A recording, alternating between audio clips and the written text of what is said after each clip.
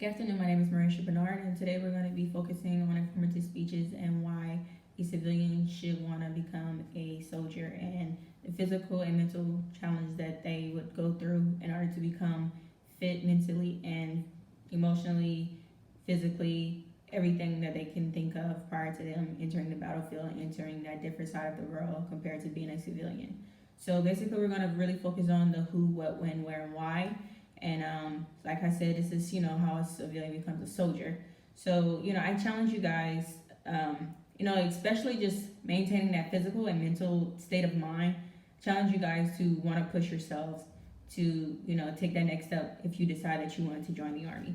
So here is my two-dimensional. I pretty much created out some worksheets on just physical training and what you need to get in order to prepare yourself to join the army, and the standard that is normally kept for us, like as if the activities, what type of push-ups, how many push-ups, or how many miles of running that you should do, movement drills, preparation drills, anything you could think of that's just going to get yourself ready for that. So my quote that I always use, and it's by Eric Thomas, and it's, if you want to succeed as bad as you want to breathe, then you'll be successful. And I choose that quote because no matter how hard things get, when you're physically working out, when you're mentally pushing yourself, you gotta really, really want it. And you have to push yourself and question yourself, how bad do you really want it? And I always use that quote because if I want to succeed as bad as I want to breathe, I'm gonna push pretty hard just so I can achieve that goal. And that's kind of what I use for my soldiers to get them motivated in the mornings. It's always that quote, like, hey, how bad do you want it this morning? We can be on the battlefield today or tomorrow. You never know when the calling would be. So my first source would be from the CTC database on, family studies of abstracts. And my who would be psychology and sociology. From high school jocks to college kids, they would be the main target. And I say that they are our main target because of their age and participation in sports and physical fitness activities. So from that age group, they're statistic-wise are more in shape prior to older people or people that's been out of college that that hasn't really done any type of physical training over the years. The source is by Youth and Society, June 2010, by Troutman Kelly. This is really focused mainly in the United States.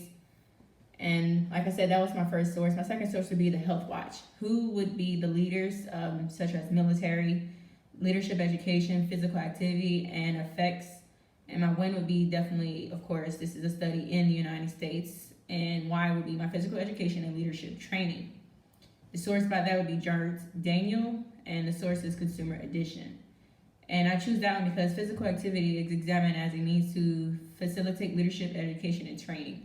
So say I'm a leader, I'm in a leadership position. I want to keep my soldiers mentally and physically prepared. So I gotta, make sure I'm in that state of mind, and working out works best for me. And like I say, following through with my activities, I kind of motivate my soldiers because I know they look up to me once we're on the battlefield, what to do, and I'm expected to bring these soldiers home alive.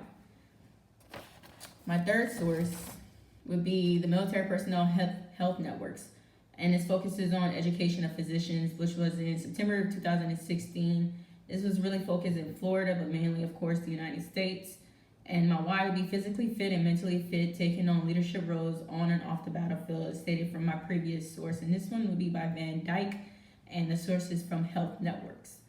So for an example, I can say any situation as if I'm just deciding, hey, I want to join the Army. What's my next step besides walking to the recruiter station? And their answer is probably going to be, okay, hey, you should get physically fit and mentally trained and get yourself prepared for basic training. Basic training is the role that really puts everything that you do to test. Your endurability, everything that you can think of, it puts that to the test. And you'd be like, okay, can I do this? Do I want to do this? Can I get myself to where I can see myself from being a civilian to a soldier? And my statistic would probably say that little quote that all soldiers are fit. Definitely not true. I believe you have to get yourself there in order to be successful. You have to push, and a lot of soldiers don't really make it. Some soldiers do get kicked out of the service for lacking that physical and mental fit, and there's really nothing wrong with the mental part of it. Some people suffer from PTSD or anything in that area. It is never a soldier's fault, but physically you have to really push yourself And that's basically concludes my informative speech. I hope you guys enjoyed it. Thank you very much.